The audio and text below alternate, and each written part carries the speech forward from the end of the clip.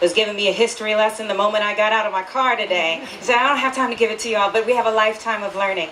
We have a lifetime of learning. That's a beautiful thing. I hope I'm always a sponge, because there's always something else that we don't know. You know, the more you know, the more you know you don't know, right?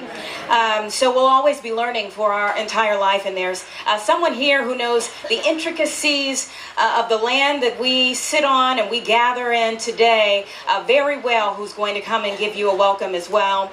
His name is Terry Brown, and he is the superintendent of Fort Monroe National Monument.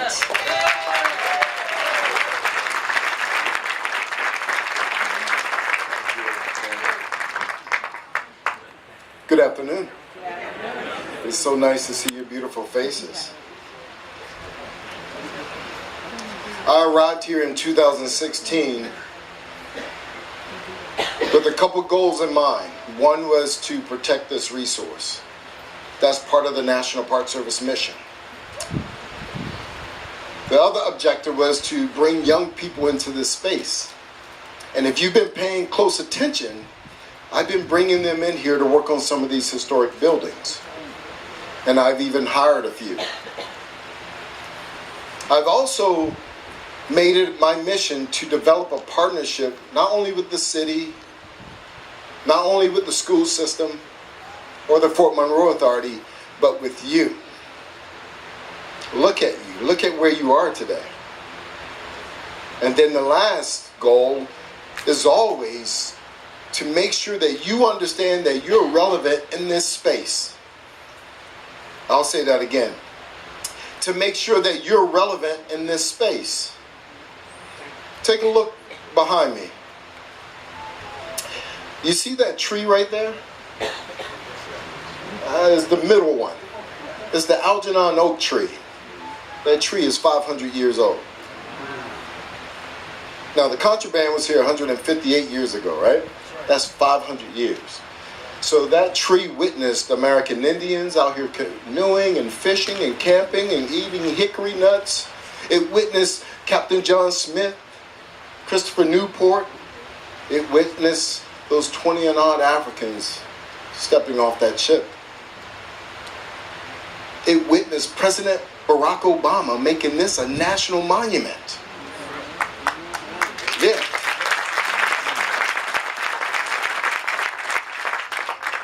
It's really important that you have ownership of this space. It's really important. So I feel good today that you're here. Working with people like the mayor of this city. Almost every event that I put on, he shows up. And I give you a lot of credit for that. Thank you.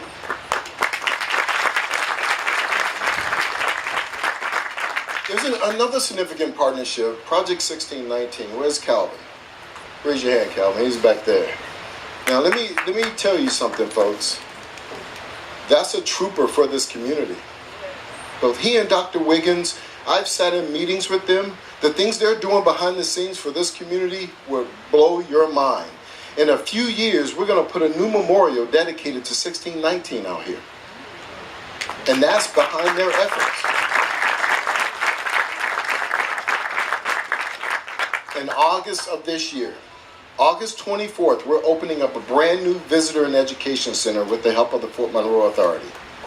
That's in honor of 1619.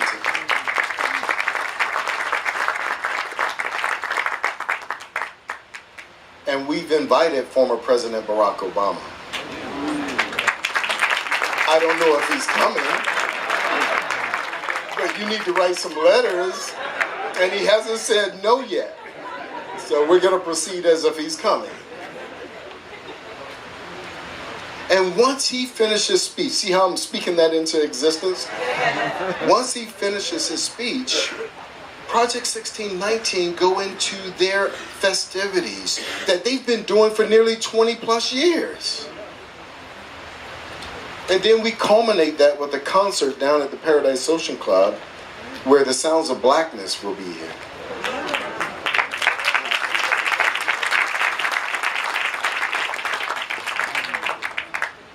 And then the next day, and this is why leadership matters, because the next day I'm going to try to do this. I'm going to try to hold a Healing Day ceremony, August 25th.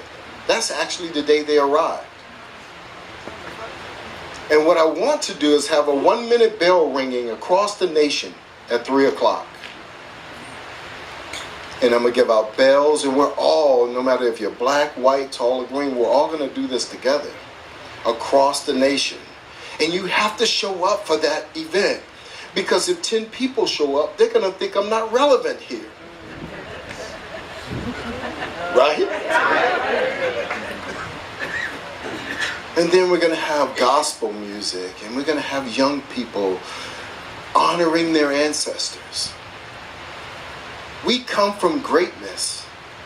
Do you know that Africa is so big that you could take all the languages in all the continents, and Africa would still speak more languages than all the continents put together? Did you know that?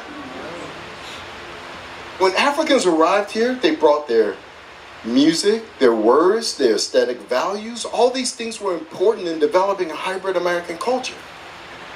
You are relevant. America is not America without you. I'm speaking to a choir on that, am I not?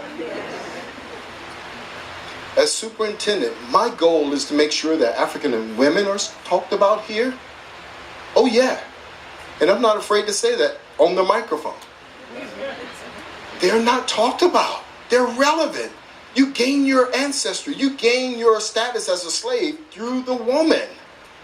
There's a lot of history with that. You are relevant here. It's an honor to serve as superintendent. I've created a commemorative brochure. I have a few of them here. This is for you to keep forever. This was done blood, sweat, and tears of my staff, the Fort Monroe Authority, and the community. This is yours. And I thank you for your support. The National Park Service, as long as I'm here, will always support this community, period. No doubt about it.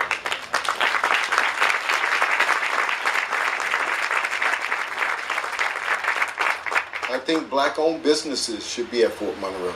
That's right, I said it. I do.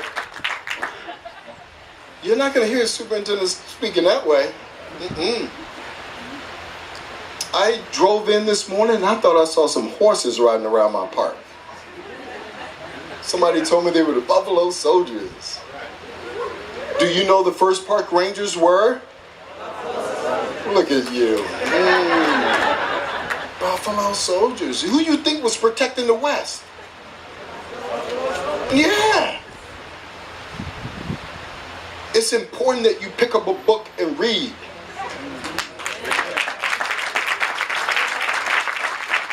I'm going to close with this. When I arrived in 2016, I was out on the Continental Park grounds, and I was running around. I didn't know too many people. And there was a group of people that were taking a group photo. And for some weird reason, I said, can I take a picture with you guys? And I'm standing in the middle of the group, and I'm looking to my right and left, and they're just smiling and laughing. They have this beautiful harmony amongst the whole family. And somebody told me that it was the Tucker family. Have you ever heard of the Tucker family? Raise your hand if you have. Okay. Well, when the 20 and I stepped off the ship, two of them, Isabella and Anthony, were taken into the home of Captain William Tucker. And in 1624, Isabella and Anthony had a child by the name of William Tucker. That family was the family that I was taking a picture with. That deserves a round of applause.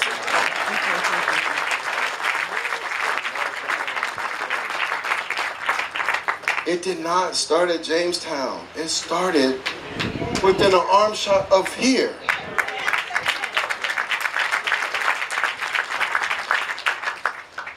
But it's also important that we understand it doesn't really matter where they started. It's their experience here. That we actually survived. Right? We took on your name. We learned to buy property. We learned the laws to gain our freedom. It's the greatest survival story in American history. I'm so proud of you.